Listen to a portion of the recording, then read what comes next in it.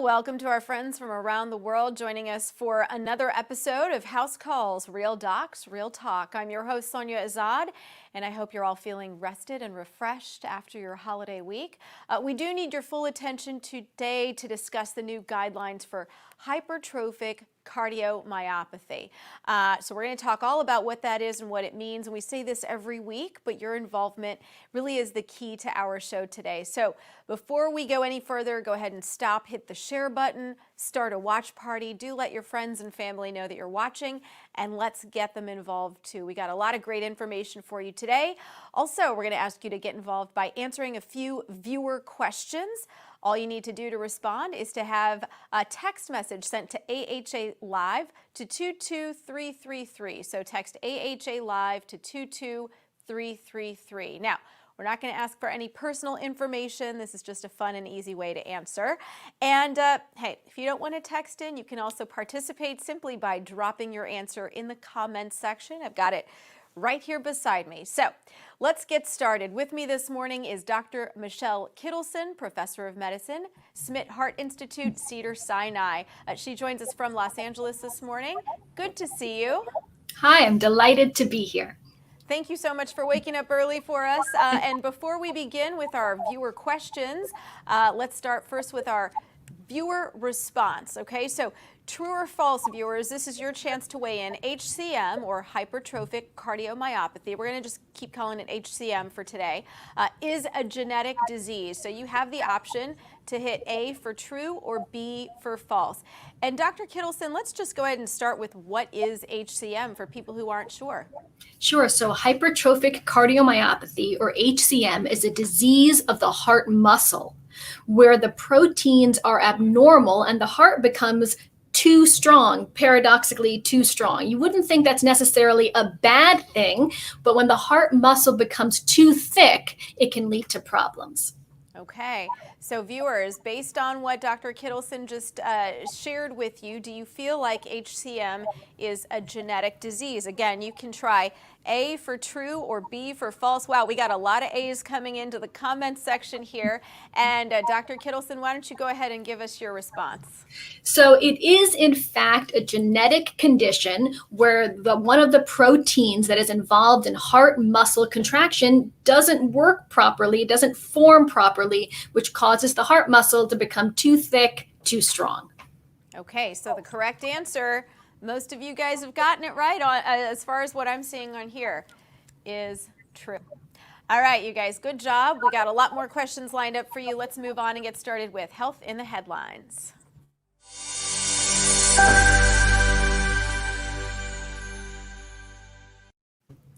Okay, so how's this for a little game we got? Okay, this is really fun. Every week we select one current headline that ties back to the topic at hand, and we ask our expert to respond. And this week's entry comes to us from ScienceDaily.com, and it references a study that was unveiled at last week's scientific session. So the article is called "A Change of Heart, New Drug for HCM Reduces Heart Mass." We're going to learn lots about this today. Dr. Kittleson, this sounds exciting. Would you consider this a breakthrough?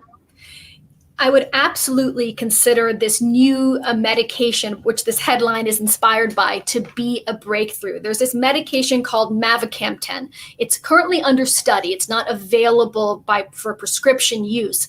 But it is so exciting because it is the first medication to actually target the problem with the protein that starts this process of hypertrophic cardiomyopathy and causes all the problems. So it's a triumph of science to understand the condition so well that you can actually pinpoint what's causing the problem. And these early studies are showing us that patients who take it feel better. And in fact, if you image their hearts look better too. Wow, that is a breakthrough. Is this something that would be available to children, or is it being studied in children? Can it be? You know, it's such a good point, since hypertrophic cardiomyopathy affects the spectrum of adults and children. So far, it's been studied in adults. Okay. All right, so we're going to continue to learn more about HCM. Let's get into our main segment with live viewer questions. We call this You Ask, We Answer.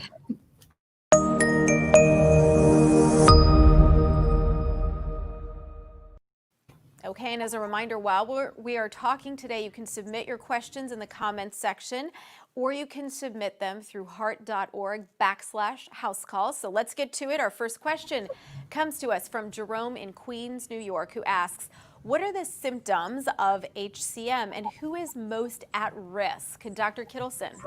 So the most common symptoms of HCM are chest pain, shortness of breath, palpitations, and fainting spells. Now, a lot of things can cause those symptoms, but the clues that HCM could be the culprit include a family history because it is genetically mediated. So if someone has HCM, their kids have a 50% chance of contracting it too. So a history of heart problems in the family can be a clue that the chest pain, shortness of breath, palpitations, fainting spells may be coming from this cause.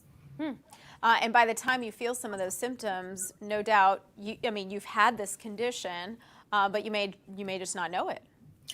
And that's such a great point that it really comes to medical attention in generally one of two ways. It can be because of these symptoms, but it can happen just because of screening, that a patient mentions this important family history to their doctor, and the doctor says, wait a minute, we should probably screen you. And the screening test, a non-invasive echocardiogram, ultrasound of the heart, can pinpoint the diagnosis.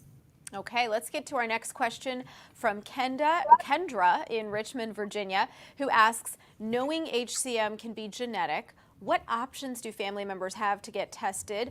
And what are some of the risks and benefits of testing? And I know you just mentioned screening. Yeah, so exactly. It is a genetic condition, though. So the first step of considering, there's two questions you have to think about when you think about, is genetic testing an option for me? The first question is there an identified mutation?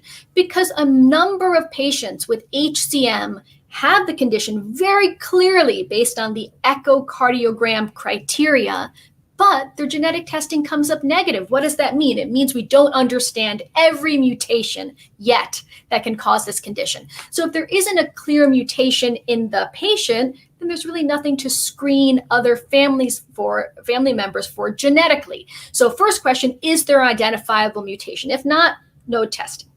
If there is a clear smoking gun, an identifiable mutation in a patient, then yes, family members, brothers, sisters, parents, kids have the option to be tested. But the next question has to be, do I want to be tested? What will I do with this information? And that is why an essential part of genetic testing is genetic counseling. And the counseling is part of the process of what am I going to do with this information when I get it? How will it affect me to know I had this potential condition down the line? How will it affect my career options, my health insurance, my life insurance, my desire to have pregnancy or children in the future? There's so many ifs and so many unknowns that going through the possible scenarios with someone who understands it really well, like a genetic counselor, can help someone decide, what will I do with this information when I get it? Yeah, that's a great question and a wonderful answer. Okay, let's get to our next question, one from Linnell in Provo, Utah. Linnell wants to know, once diagnosed with HCM, what are the treatment options? So the treatment options depend on the problem. So HCM can lead to basically three types of problems. It can lead to this obstruction type stuff we'll talk about. It can lead to arrhythmias, abnormal heart rhythms, and it can lead to ultimate weakening of the heart muscle or heart failure. So let's start with the obstructions. I said earlier, it's strange. Having a heart that's too strong should never be a problem. But if the heart is too strong, if it's too thick, the walls of the heart, it almost gets in its own way when it tries to pump blood out to the rest of the body. That's called obstruction. It's not like a blockage in the heart artery. It's a problem with pumping the heart through the extra muscle that's getting in the way.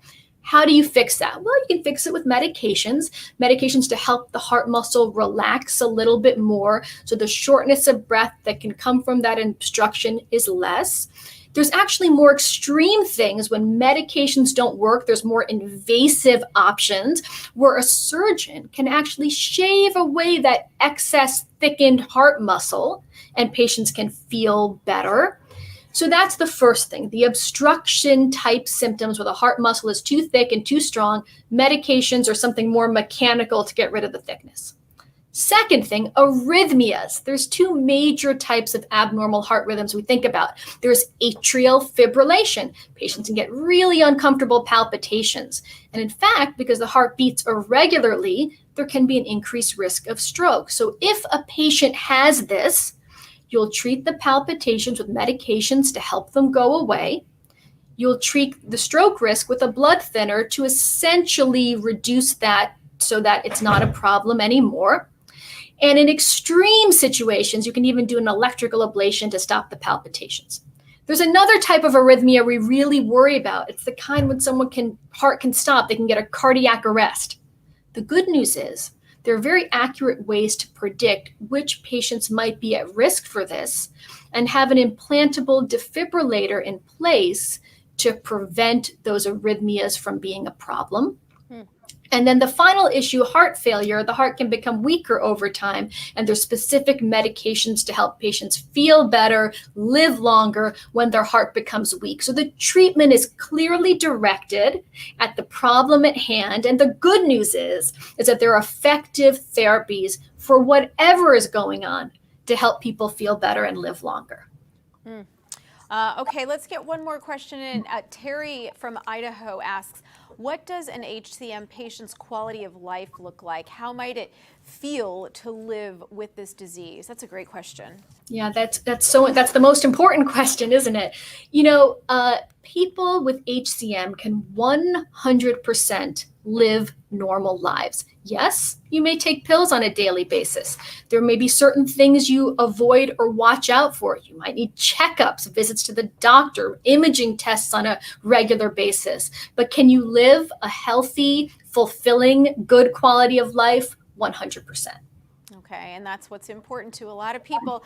Let's break for another poll question real quickly and hear from our viewers. Okay, you guys, grab your phones, get ready to text in your answer. And as a reminder, all you got to do is text AHA Live to 22333 to answer. Now, if you've already registered, you don't need to do it again. You can also just drop your answer in the comments section, which I'm watching over here. Okay, so our question is, which of the following are part of a heart-healthy diet? You can select all that apply.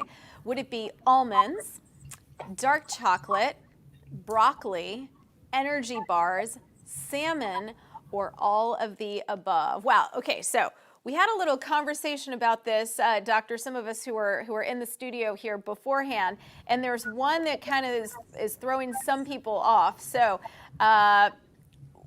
well, energy bars, I'll just go ahead and say it, because it sort of depends on what you're talking about. I think this is, it's a confusing point for a lot of people. You think that's healthy, but based on sort of what's in it, it either is or isn't. Absolutely. I'm suspicious of that choice myself, actually, and I consider myself to be a good test taker. I think if it has a ton of sugar in it, a ton of processed stuff, probably not so great, but it's one of those high fiber, high protein gizmos, maybe not so bad for you. Yeah, and I know nowadays, I'm a big proponent of reading the ingredients. There are some that just say, hey, here are the 5 ingredients listed, and that's it. Those are the ones I tend to go with because it just makes it easier for me. 100%. Okay, so which of the following are part of a heart-healthy diet? What's the answer, Doc? I'm gonna have to go. Well, I know almonds, dark chocolate, broccoli, and salmon are all super healthy, especially the broccoli and the salmon. So I guess I'm gonna have to answer all of the above and give the energy bars a break. Okay. That's what I would have said too. We've got a doctor and a health reporter who say the same thing. So, and let's see. Yeah, most people are saying all of the above, or they're choosing everything but maybe the energy bars. So just choose the right energy bars, you guys. Okay, let's go ahead and get back to HCM headlines questions for you. And here's one from Cassandra in Little Rock. What do people living with HCM need to know about shared decision-making and their role in determining treatment? This is another good question. I just love that so much. So here's what I think about when I think about shared decision making. I like to tell patients, I am your medical consultant. I know all the medical facts, and you are the boss of your body. So I'll tell you my medical opinion. I'll back it up with the facts and the evidence I have, and then let's interpret it with your goals, your values, your preferences. And this can apply to so many things in medicine. Nothing is absolute. There's always negotiation. And it applies so much so even more to HCM. So should you get a defibrillator or not? Is pregnancy safe or not? Is there a role for genetic testing or not? What about exercise? There are so many areas where medicine becomes a gray zone, and what the patient wants, what their goals are, what risks they're willing to accept or not accept factors into that decision. So remember that your doctor is your medical consultant. You're the boss of your body. Take their information and have them help you interpret it in the context of what your goals are. I really love that. You are the boss of your body. I also teach yoga. I'm going to start using that with my students. You are the boss of your body. Love it. Okay, so we've got a question from Will in Ontario who wonders, what are the common complications associated with an HCM diagnosis? And we've gone over some of these. Yeah. So the most important thing to say is none of the complications are common. So yes, there are certain things we look out for, but the vast majority of people who live with HCM feel great and have minimal symptoms. But if complications are going to occur, we think about the stroke risk from atrial fibrillation, the risk of cardiac arrest from ventricular arrhythmias, and that heart failure that down the line in an infinitesimal proportion of patients may lead to something like a heart transplant. But again, the majority of patients live long and fulfilling lives, and the role of the physician is to always be watchful and mindful of these issues so that medications can be used to prevent them. Okay, let's get in another question from Sasha from Norman, Oklahoma, who asks, will I be able to engage in physical activity and exercise, and to what degree? And I think this is a really important question because we see so many student athletes get screened for hypertrophic cardiomyopathy before like a football season, for instance. Yeah, this is so important. This is actually one of the major advances, I think, in the new hypertrophic cardiomyopathy guidelines that have recently been published. The role of shared decision-making and the importance of exercise. So we have to distinguish, first question is, what kind of exercise are we talking about here? Let's talk about the exercise the average person wants to engage in, which is recreational exercise. Let's talk about moderate recreational exercise, swimming, social tennis, gardening, that sort of thing. Not only is that safe, that is recommended. So patients with HCM should not be sedentary. In fact, there's a beautiful study to illustrate that when they exercise, they feel better, they do better, and nothing bad happens. But the caveat here is moderate recreational exercise. Let's contrast that to competitive exercise, the kind where you're trying to compete against someone else, excel against someone else, exceed, you're meeting thresholds, or that becomes a whole different ballgame. And that's what you hear about when you hear about athletes with hypertrophic cardiomyopathy who get into trouble with ventricular arrhythmias and cardiac arrest. So does that mean that every HCM patient cannot participate in competitive sports? Does that mean if you have a genetic test but you have no symptoms, it's all over for you? No, that's when shared decision-making comes into play. That's a very important conversation between the HCM expert and the person desiring more competitive or intense exercise to engage in. And while no one can predict the future with 100% certainty, a discussion of what are the potential risks versus benefits based on the patient's goals, values, preferences has to be taken into account. But for the majority of people, moderate recreational exercise, go for it. I was going to say, you just gave me a really good reason to stay recreational and no longer be competitive. Because Not you're like the I boss was. of your body. Come on. Yeah, exactly, right? Not that I was an elite athlete ever to begin with. Okay, let's get to one more question. And this one is from Lucas in Oxford, Mississippi. Lucas wants to know what advances are being made in detecting and treating HCM. Yeah, this is so exciting. I mean, medicine is so amazing because there's always such brilliant people out there asking questions and finding elegant ways to answer them. So, detecting HCM. The MRI, magnetic resonance imaging technique, has really been amazing. And the new hypertrophic cardiomyopathy guidelines also highlight their role. Not everyone needs an MRI. An echo does well in just about everyone, but there are some people the diagnosis is inconclusive on the echocardiogram, the ultrasound. MRI offers a deeper, more advanced look at the heart muscle. Or there's certain patients in whom the MRI might show you findings that help you give a sense of their prognosis, how they'll do long term. So MRI is one. Second is genetic testing. It's growing. These amazing scientists are discovering new important mutations. So say you have genetic testing and then a few years later, what they thought was kind of a random, non-specific, unimportant variation in your DNA is actually reclassified. Now we know it's actually significant.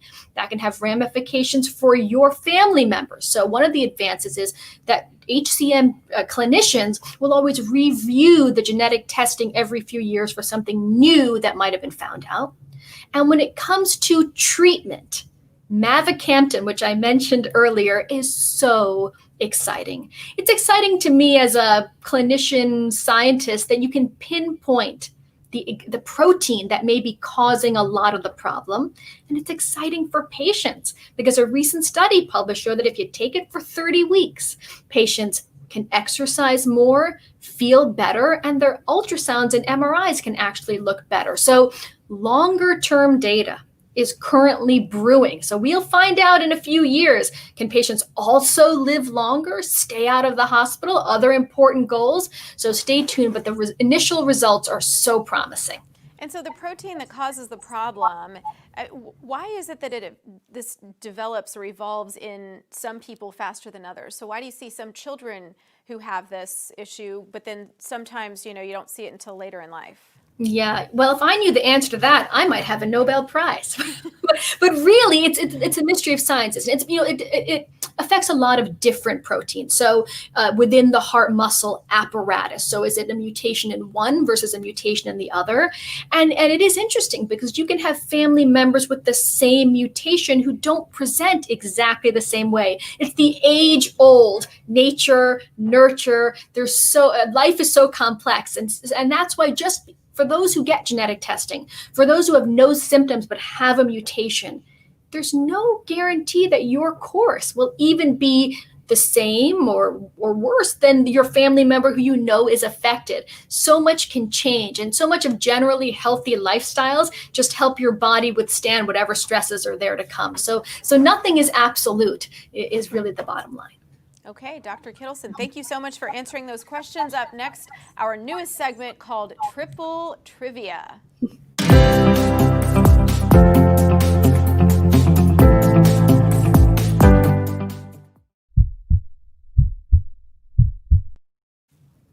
All right, and Triple Trivia is sponsored by Crazy Cool Science, our new social media campaign that pumps up the fun in science. Science is everywhere, and Crazy Cool Science proves it. So we've got 3 trivia questions lined up to test your scientific knowledge today. And today's trivia focuses on HCM, okay? So drop your answer in the comments section, or you can text in your answer, and we'll find out who's really on top of their game today. So here's the first trivia question.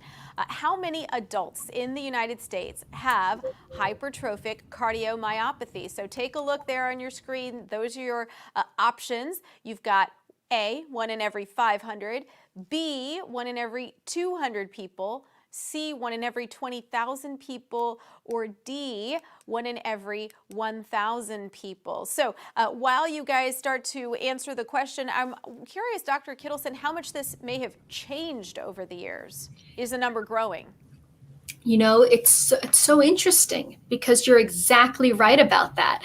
How many people have it depend on how many people you test for it because a lot of people have no symptoms. So the number of people who might have had it 50 years ago, 20 years ago, even 10 years ago, as awareness increases and screening increases, you'll find more cases.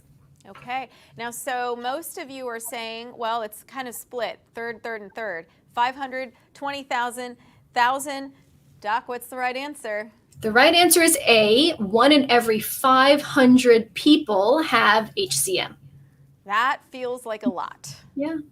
It feels like a lot, and then you remember that the majority of people feel great, live the same life expectancy as the average population. It's just a matter of the more people you test, the more times you'll find it. Okay. Next question. HCM has what effect on the walls of the heart? Now, if you were paying attention, you heard Dr. Kittleson talk about this earlier. So is it A, does it soften and tear? B, thicken and stiffen? C, paralyze and crack? Or D, we've got filling and ballooning here. So, there are a lot of sort of touch points that we went through about, potential issues with HCM, what it does to the heart, what it can cause.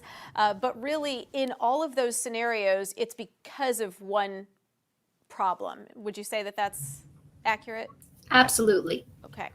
All right, so most of you guys, y'all are paying attention. Everyone is saying, a lot of you are saying B, thickening and stiffening, which is the right answer. Excellent. Okay. Oh, so did I get, okay, I got the right answer too. I got gold star from the doctor. Okay, so yes, thickening and stiffening. All right, our last trivia question, you guys, for the day. At what age can someone develop hypertrophic cardiomyopathy? Is it A, under 18, B, 18 to 35, C, 35 to 50, or D, all of the above? And let's see, most of our audience is starting to answer right now. Dr. Kittleson, you talked about this a little bit earlier.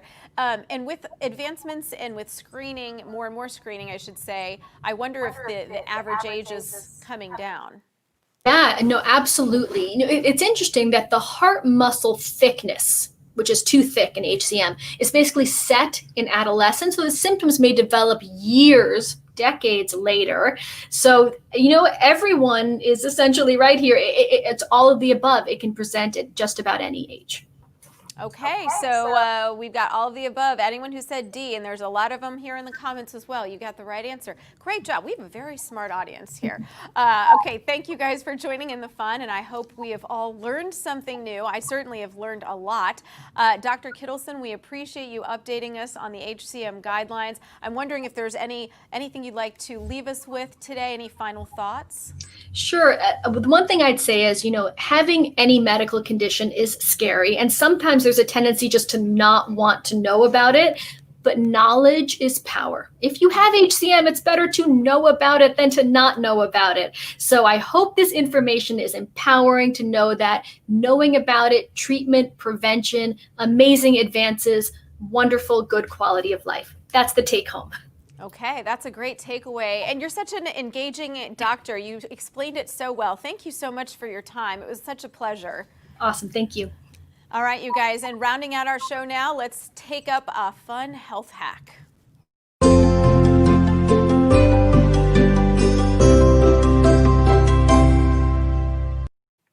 I love these. This week's health hack is brought to you by Stories of the Relentless, the American Heart Association's podcast. So you can go to heart.org, iTunes, Spotify, Google Play, whatever you got to find a variety of amazing stories that you'll really want to share with your friends and family. Okay, now for the health hack. This week's hack comes to us from Leo in Santa Fe, who says, hey, he's got a couple of fitness tricks for us. We like those, don't we? You can do these at home, inside, outside. First up, to prevent neck strain while doing sit-ups, we should all be doing those sit-ups, place your tongue on the roof of your mouth. That's a good one because it relaxes the jaw, relaxes the whole upper body. And number two, try jumping rope for 10 to 15 minutes to burn over 200 calories. This is a quick and easy way to sweat off that Thanksgiving turkey or the Thanksgiving sides, whatever it is you need to sweat off, okay? And remember, you can always send in your tips to us. If you've got a great idea, send it to heart.org/housecalls, and you may see your idea live here on the show. That does it for us today. Remember, you can find any of our previous shows at heart.org/housecalls. And don't forget, since there are always way too many questions than we have time to answer live, you can find out anything we didn't get to today on the House Calls after show. So you can look for that Thursday on the American Heart Association's YouTube channel. Thank you again so much for tuning in with me. Hope you had a great time this morning. I'm Sonia Azad, and we'll see you right here next Monday.